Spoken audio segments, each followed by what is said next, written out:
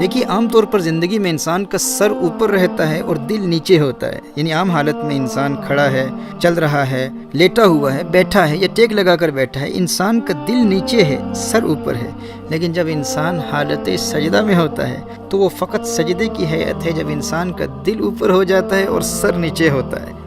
دیکھیے انسان کے جسم کے اشرف اعضاء کا تعلق انسان کے سر سے ہوتا ہے۔ انسان دماغ سے سوچتا ہے تو دماغ کا تعلق بھی سر سے ہے، زبان سے بولتا ہے تو زبان کا تعلق بھی سر سے ہے، آنکھوں سے دیکھتا ہے، آنکھوں کا تعلق بھی سر سے ہے، ناک سے سونگھتا ہے، ناک کا تعلق بھی سر سے ہے، کانوں سے سنتا ہے تو کانوں کا تعلق بھی سر سے ہے، زبان سے چکھتا ہے، زبان کا تعلق بھی سر سے ہے۔ جب انسان اپنے سر کے ساتھ ان تمام کو اللہ جل وعلا کی بارگاہ میں حالت سجدہ میں جھکا دیتا ہے تو اس وقت اللہ جل وعلا انسان کے دل کو بلندی عطا فرماتا ہے،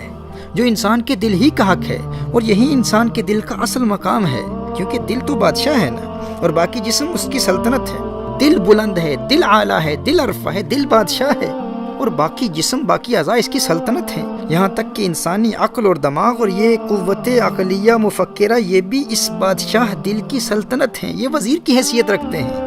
جب حضرت انسان اپنی عقل سے اللہ جل وعلا کو سمجھ نہیں پاتا، اپنی آنکھوں سے اللہ جل وعلا کو دیکھ نہیں پاتا، اپنے کانوں سے اللہ کو سن نہیں پاتا، ناک سے سونگھ نہیں پاتا، زبان سے چکھ نہیں پاتا، اور بالآخر تھک ہار کر ان تمام اعضاء کو اس کے در پر جھکا کر یہ اعتراف کر رہا ہوتا ہے کہ مولا مجھے اپنی عقل و شعور اور اپنے علم و ادراک پر بہت ناز تھا، لیکن سب کچھ تیری بارگاہ میں گرا کر آج اپنی کمزوری کا اعتراف کرتا ہوں، تو اس وقت اللہ جل وعلا حضرت دل کو بلندی عطا فرماتے ہیں اور دل کو اس کے اصل مقام پر لا کر یہ پیغام دیتا ہے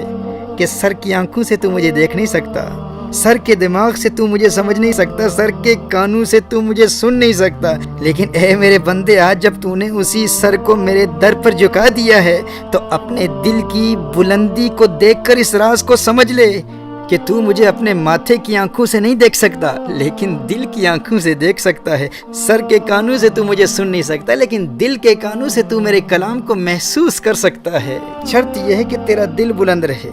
دیکھیے سجدے کی یہ حیت ایک سمبولک ایکسپریشن ہے، یعنی یہ دل کی بلندی کی ایک تمثیلی علامت ہے، کیونکہ ہمارے سینے کی بائیں جانب جو ایک صنوبری شکل کا ایک گوشت کا ٹکڑا جو جسم میں خون سرکولیٹ کرتا ہے، خون پمپ کرتا ہے، ہر چند کہ وہ حقیقی دل نہیں ہے۔ حقیقی دل تو ایک روحانی ربانی لطیفہ ہے، لیکن اس قلب حقیقی کا جسمانی قلب سے بڑا گہرا تعلق ہوتا ہے۔ محترم اس پر غور کیجیے گا، سجدے کی حالت میں اللہ جل وعلا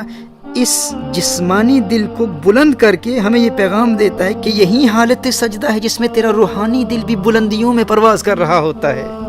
حضرت حسن بصری رحمہ اللہ کے نزدیک نماز مومن کی معراج ہے، اور محترم احبہ یاد رکھیے کہ حالت سجدہ میں انسان کے روحانی دل کی معراج ہوتی ہے۔ اگر آپ اللہ جل وعلا کے قرب کی لذت کو محسوس کرنا چاہتے ہیں تو سجدوں کو طویل کر کے محسوس کیا جا سکتا ہے، کیونکہ حالت سجدہ میں جہاں انسان کا یہ جسمانی دل بلند ہوتا ہے اسی طرح انسان کے روحانی دل کو بھی اللہ جل وعلا بلندی عطا فرماتا ہے، اور جب انسان کا روحانی دل بلند ہوتا ہے، روحانی دل غالب ہوتا ہے اور انسان کا سر مغلوب ہوتا ہے اور اپنا سر اللہ کی بارگاہ میں جھکاتا ہے، سجدے کی حالت میں ہوتا ہے اور انسان اپنے دل کی بلندی کی روحانیت کو محسوس کر رہا ہوتا ہے، اس وقت اللہ جل وعلا انسان کے دل میں حقیقی سجدے کی لذت پیدا کر دیتا ہے، انسان اس لذت کو محسوس کر رہا ہوتا ہے۔ اس وقت جب انسان اپنے خانہ دل کو دنیا کی خواہشات اور دنیا کی لذات سے پاک کر کے فقط اللہ جل وعلا کے قرب کی لذت کو محسوس کرتا ہے، پھر اللہ جل وعلا اسے روحانی قوت عطا فرماتا ہے۔ حضرت عبداللہ ابن عمر رضی اللہ تعالیٰ عنہ روایت فرماتے ہیں، نبی کریم صلی اللہ علیہ وآلہ وسلم نے ارشاد فرمایا، اللہ جل وعلا اہل ایمان کے دلوں میں ہے۔ اسی طرح ایک حدیث قدسی میں اللہ جل وعلا ارشاد فرماتا ہے کہ میں اپنے زمین و آسمان میں نہیں سماتا بلکہ اپنے بندائے مومن کے دل میں سماتا ہوں۔ سبحان اللہ۔ محترم احبہ سوال یہ پیدا ہوتا ہے کہ وہ رب جو جسم و جسمانیات سے پاک ہے وہ انسان کے دل میں کیسے سما سکتا ہے؟ تو یاد رکھیے انسانی دل اللہ جل وعلا کے قرب کی لذت کو محسوس کرتا ہے، اور لذت کا یہ احساس حالت سجدہ میں درجہ کمال پر ہوتا ہے، کیونکہ سجدہ انسانی دل کو روحانی غلبہ عطا فرماتا ہے۔ اسی لیے تمام نماز میں حضوری قلب کے حصول کے لیے اور نماز میں لذت حاصل کرنے کے لیے، نماز میں خشوع و خضوع حاصل کرنے کے لیے سجدوں میں لذت حاصل کرنا ضروری ہے۔ سجدوں کو طویل کرتے ہوئے اللہ جل وعلا کی بارگاہ میں مناجات کے ذریعے اس کریم رب سے راز و نیاز کی باتیں کرتے ہوئے حالت سجدہ میں روحانی اور وجدانی کیفیات حاصل کرنا ضروری ہے، اور ان تمام روحانی کیفیات کو درجہ کمال تک پہنچانے کا ذریعہ سجدہ ہے۔ تھوڑی سی محنت کے ساتھ انسان حالت سجدہ میں ان لذات اور روحانی کیفیات کو محسوس کر سکتا ہے۔ اور نماز کا اصل مقصد ہی یہی ہے، نماز کا اصل مقصد اللہ جل وعلا کا قرب اور اللہ جل وعلا کی یاد ہے۔ قرآن کریم میں اللہ جل وعلا نے ارشاد فرمایا وَأَقِمِ الصَّلَاةَ لِذِكْرِي، نماز قائم کرو میری یاد کے لیے۔ اب اگر تمام نماز میں انسان اپنے رب کی یاد کی لذت کو محسوس ہی نہ کرے تو محترم بھائی فرض تو ادا ہو جائے گا لیکن حقیقی مقصد حاصل نہیں ہوگا۔ سنن النسائی کی حدیث ہے، میرے آقا صلی اللہ علیہ وآلہ وسلم نے ارشاد فرمایا بہت سے کھڑے ہونے والے ایسے ہیں کہ انہیں تھکاوٹ و مشقت کے سوا نماز میں کچھ حاصل نہیں ہوتا،